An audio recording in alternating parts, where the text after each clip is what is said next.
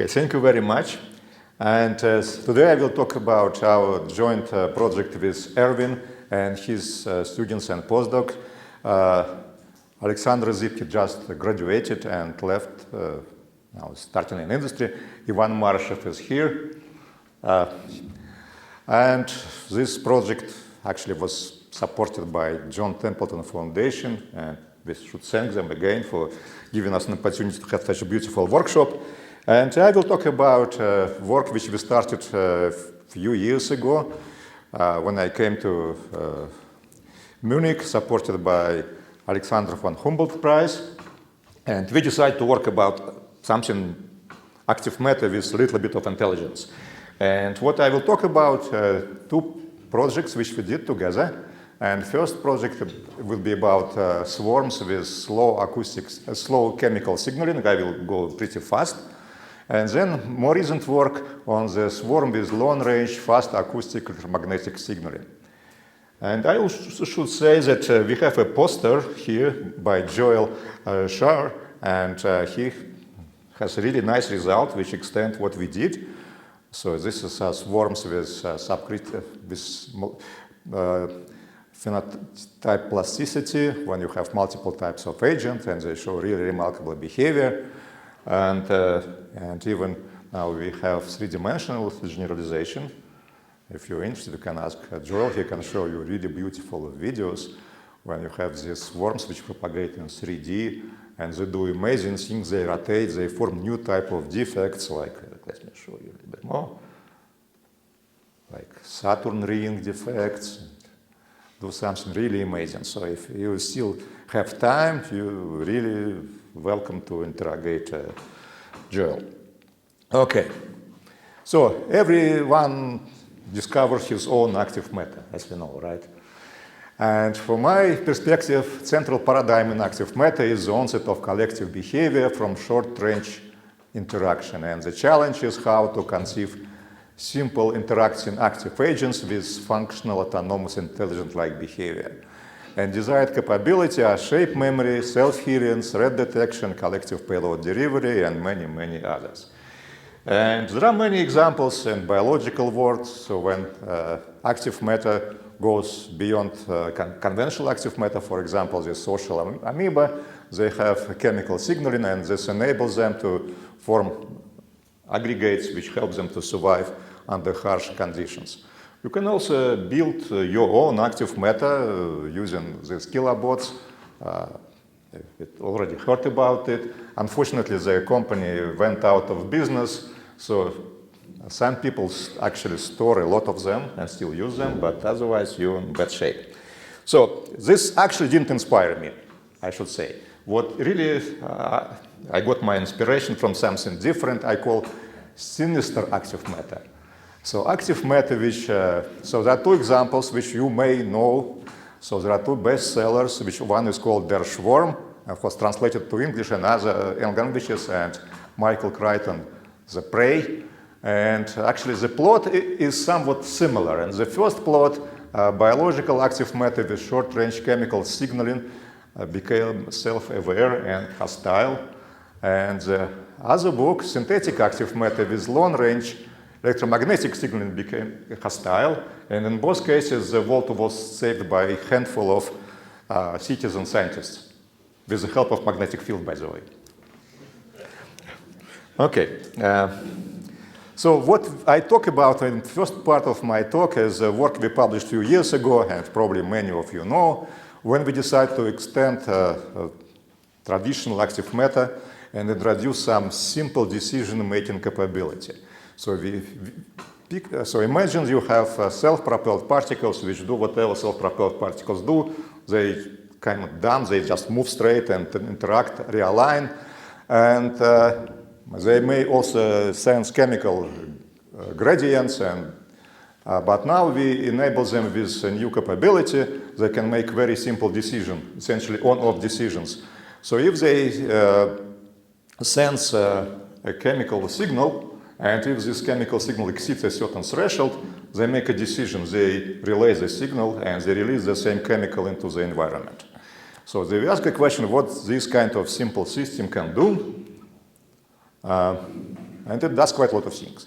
So just to start with the description, so we have some sort of a V-shaped model for the particles. So the particles are overdamped, they move in the direction of their orientation, and they interact like in V-shaped model, and they also, no, okay. Yes, and they experience chemotaxis, they move in the direction of the gradient of the chemical, and they also have some noise. Okay, this is essentially V-shaped model, and we know what happens as particles, depending on the threshold of the noise and density, they self-organize and form V-shaped bands. And for the chemical, we have this diffusion equation, so the particles are sources of the chemical, and the chemical decays and diffuses. The new feature here is encoded in this function, which controls the release of the chemical depending on the level of the chemical in the medium. And this release function is actually very simple. So each particle has its own state variable. When we wrote this paper, we did not know about this policy. So we use different terminology. We call it a state variable. And the state variable has very trivial dynamics. So essentially, it's, if there is no chemical stimulation, its state variable decays to 0. If there is chemical, it's actually adjusts the value determined by this chemical with the rate epsilon. And the complexity is encoded into this decision-making function, which implements the function of a Schmidt trigger. It's a comparator. So if concentration is larger than a certain threshold, it generates a pulse.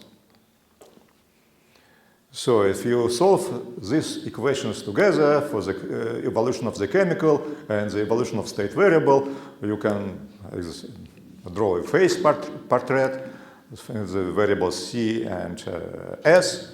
And what you find out that it shows excitable dynamics. So if you below this line, called null line, so it's you start somewhere here, you decay to 0. If you're slightly above this line, you execute an excursion of the phase space which corresponds to this pulse. You generate a pulse. And since we are theorists, physicists, we like coarse-grained models, we coarse-grain this model. So you can coarse-grain V-shaped model, we know how to do it. So it's been done quite a number of years ago, starting with our work with left silicon pattern formation and microtubulus, and then Eric Bertin and Droz and Gregoire on Boltzmann descriptions. So it's essentially you have the same equation. So you have equation for polarization and for the density, and you need to slightly twist it because the density could be high, so you need to introduce repulsion. Well, but this is more or less what people did. So new features are coarse-graining of the chemical dynamics and the state dynamics. So it's chemical dynamics gives this equation. Gives this equation. And now the non-trivial decision-making function encoded in this function theta, and it's coupled to the dynamic for the coarse-grained state variable. And this term, what I learned, we would call now policy exchange. We didn't call it that time. We just say there is coarse-graining of state variable. It should generate diffusion. Okay, so you have 4 equations to solve, and you can solve it in agent-based representation, or you can solve it in continuum model. And actually, they show pretty similar behavior. So due to this decision-making, you generate new patterns. For example, you generate rotating rings, you generate active droplets, streams which carry out these particles, and vortices and bands.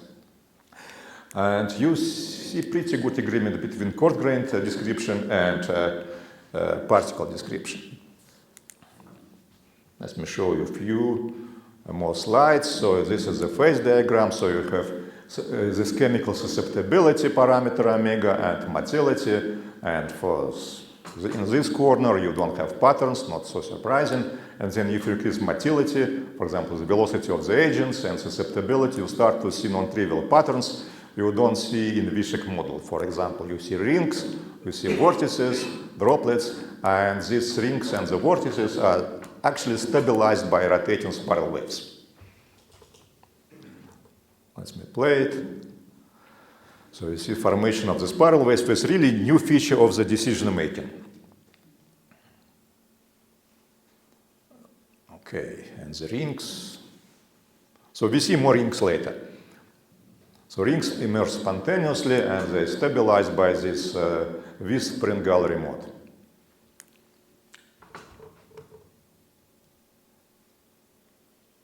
Okay, so what we did not expect, so we did not design this model to describe any biological system, it was really abstract, so we were surprised that the social amoeba, Discastilium discadeum, under certain conditions, they show something like rings with tails. And apparently our system does it out of the box, so it seems to be also a good model for this biological system, which was not intended. And we also calculated other property like information, processing capability, and many other things which I don't have time to talk about. Let me start talk about something new. The paper should appear next week in PhysRef X, so you keep watching it. And now we decide to do something different. So I say chemical waves are great if you want to deal with biological systems, so you have propagation of chemical waves, and they can do really amazing things. But if you think about robots, you better do something faster. And we decide, okay, so what happens if we replace chemical interaction by fast acoustic interaction or electromagnetic interaction? Doesn't really matter, the same waves. So now we consider slightly different agents. In the backbone, so we have the same agents, they just move in the direction of their polar orientation, but now they communicate by acoustic waves. So each agent is enabled by a loudspeaker and a microphone. So it listens to the sound created by all other agents and moves in the direction of the loudest sound. So the very simple dynamics. And each agent has an oscillator which emits the sound. So it's listen to this soundscape produced by all agents and adjust his oscillator to the sound he listens. So what would happen in the system? So in principle, you can imagine you can maybe not easily build these robots, but you can build these robots. It would take some time, but you can build it. So equation which describes the behavior, some parts are similar, but some are not. So orientation of agent is described by the same equation as for chemical agents, but now instead of chemotaxis, we have acoustotaxis. So they move in the direction of the loudest sound, so the soundscape is determined by the all agents, not by individuals, so it listens to everybody. But now propagation of sound waves described by wave equation. So now each agent is the source of sound, and propagation is described by this wave equation, so which is linear equation and has pretty much no dissipation. So sound waves propagate everywhere, and each agent is equipped by an oscillator. So an oscillator we consider not to be Kuramoto oscillator, but it's called Stewart-Landau oscillator. So if you neglect this term, so it would be normal form for a one-dipole oscillator for small amplitude. So each agent has an oscillator with a frequency omega and nonlinear frequency shift B.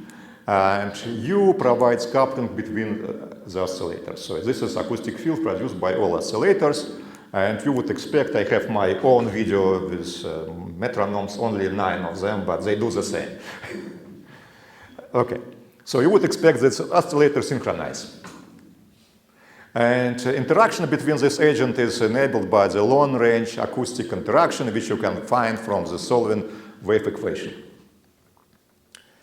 Okay, so you can coarse grain it, and it's something really remarkable. So you obtain non-local complex Ginzburg-Landau equation.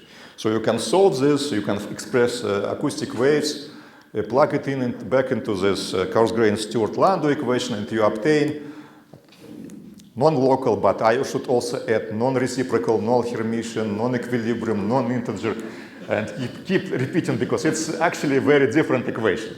So in this equation, instead of Laplace operator, I missed 2 here, sorry, you have 1 over absolute value of gradient. So it's in K space, it will be 1 over K operator. So it's fractional diffusion operator, non-local, and it does really amazing things. So the bad thing is that 25 years late, maybe more. So it's 25 years ago, we certainly would publish something in Nature Communication, Nature with Letters, one other high-impact papers about this.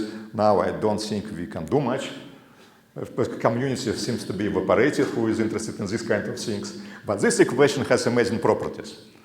So it's, for example, it has topological defects, and they interact unbelievably strongly. So unlike in complex Ginzburg-Landau equation, when interaction is screened and weakly exponential, so here the interaction is extremely strong because of this operator, and defects coarsen very fast. So this is a demonstration. So if you, depending on the strength of this acoustic coupling, for 0 you have the conventional Ginzburg-Landau equation, and you see that number of defects coarsen very slow because interaction is essentially exponential, it's screened. And with acoustic coupling, it's practically finite time. It's super fast. So we can coarse grain other part of the equation, and we can solve simultaneously agent-based model and a continuum model, and they show really very good agreement. And now let me show what happens in this system. This is something outwardly. These agents assemble into these structures and do something totally unbelievable. It's like real life. So this, the colors correspond to the phase of individual oscillator. So this oscillator synchronize and they guide towards the loudest sound.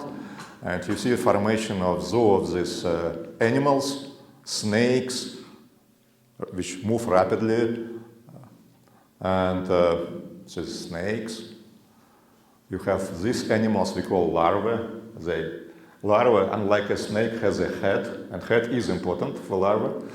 And they move slow, but very persistently, and you have blobs, and the spiral boards, and many other things. And they emerge spontaneously because of long-range acoustic coupling. You see something similar also in continuum model. Yeah, so you see snakes and blobs and many other things. Okay, the question is now what... okay, so the most representative patterns in this supercritical system with supercritical oscillations, we see larvae, snakes, sometimes larvae eats its own tail, and we call it Ouroboros from, you know, the snake's eating its tail.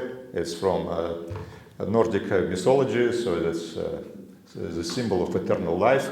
And Volvox, this is a blob which is decorated by the traveling wave, which is like metachronal wave, and many other patterns. So each of these patterns, they have its own acoustic signature. So as you know, as submariners, sonar operators, they can distinguish enemy submarine by the acoustic signature. So good active meta scientists should distinguish this pattern by their sound. Sound is kind of unpleasant. I can play it, but it's mostly like squeaking, but it's individual. So here below you see acoustic signature of each pattern. So you see that's, yeah, so it has some kind of squeaking sound, but it's different for each pattern. There's a snake and an Ouroboros. Okay, so the question is now we have this variety of animals, and are they useful? Are they good for anything? So it's, in fact, what we have demonstrated that these patterns, they show some sort of collective intelligence. We did not encode this functionality into the model. We just designed it from generic principles. But these kind of objects, they show emergent intelligence. They can solve complex navigation problems, they have shape memory, and they can detect the enemy. And the rest of my talk, I demonstrate you how can they do that.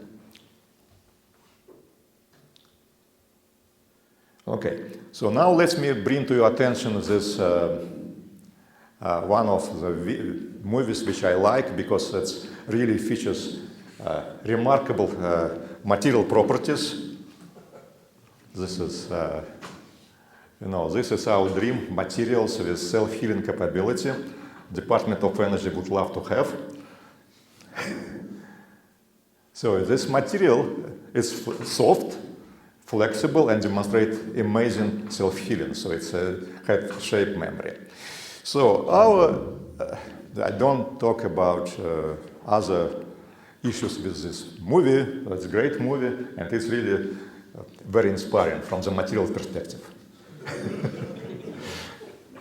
Yeah, so our snakes can do something like that. So imagine that we have a bunch of agents and we stimulated it to go into constriction. So we want to, these agents move through the constriction, restore the shape, and perform whatever functions they supposed to do. So, and actually it can do it. So we have this stimulated snake which in front of the constriction, which is much smaller than the snake, and snake actually happily goes through. It breaks the shape, but it restores the shape, pick up the pieces, and continues its merry way. So another, actually great movie, Men in Black. So if you the first one, I think the first one is interesting from the material perspective. Then it becomes a little bit too much science fiction, but first one is interesting. So it's remember this guy? He was selling illegal weapons. Was punished for that. So the Man in Black shot off his head, and miraculously the guy actually regenerated his head. So we have something similar capability. Our agents, despite we didn't, they don't have really memory or shape memory or anything like that. They have simple interactions. Acoustic interactions, they have shape memory, which is encoded, in fact, in the phases of individual oscillators. So in this simulation, we had this object which is called larva, and we chop off the head of larva. And the head of the larva is pacemaker, it emits waves.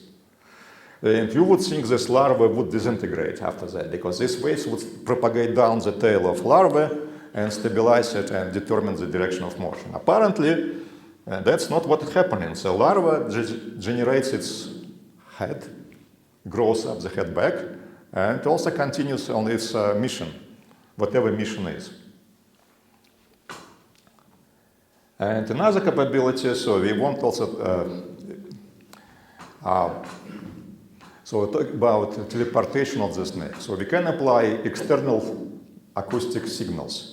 For example, we can guide these objects by external acoustic signals. In this simulation, so we have a snake which goes from the left to the right, and then we apply acoustic beam which captures the snake and essentially destroys it.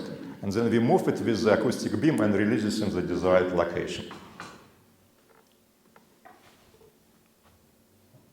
So now you will see, so we apply the beam, which is the gray area, which has different frequency from the snake, and we move it, and snake is captured and totally destroyed inside this beam. But it moves, and then we release it, and it's reconstructs itself and keeps going. And final capability is the threat detection. So this is something these agents can do. So I probably forgot to mention that we solve our agents, they move on two-dimensional habitat, which is flat. But they emit waves in 3 dimensions. And this is done for 2 reasons. First of all, 3 dimensions are far more realistic than 2 dimensions. But the other reason is a little bit more technical. Wave equation in 2 dimensions is ill-posed. So it's a green function diverges logarithmically. So you have a lot of difficulty. So it's much easier to solve it in 3D. So we have 3-dimensional acoustic field. And imagine that we have a hostile object, an intruder, which moves out of space towards our 2-dimensional habitat. Because we emit waves in 3D, so these waves will reflect from the intruder and hit back on the agent on the habitat. And they will interfere with the frequency of the oscillators of each agent. And in principle, this we can detect. And detection of the intruder would change the phenotype of the structure. And this is exactly what happens. So this is, again, this is not built in, this is emergent functionality. So we have a larva going on, and then it detected this hostile signal, totally rearranges. So it dramatically changes its phenotype. Okay, we can keep going, but I'm standing between you and the lunch, our last meal, more I would say, for this conference. So I'm open for questions. So now we have many other things happening in this system, but let me conclude. So synergistic effect of propulsion, signaling, and decision-making leads to a variety of new dynamic states. Long-range propagation of information and communication between collective state it's actually origin of new functionality which you don't see in simple active matter. There are many generalizations, acoustic, electromagnetic, surface waves, for example, also could work. And it suggests new types of control and command algorithms for micro-robotic swarms in 2 and 3D, and possible application for synthetic biology and tissue engineering. Okay, and we have 2 publications. One is published a few years ago, and another is coming hopefully next week. Okay, thank you very much for attention, and open for questions.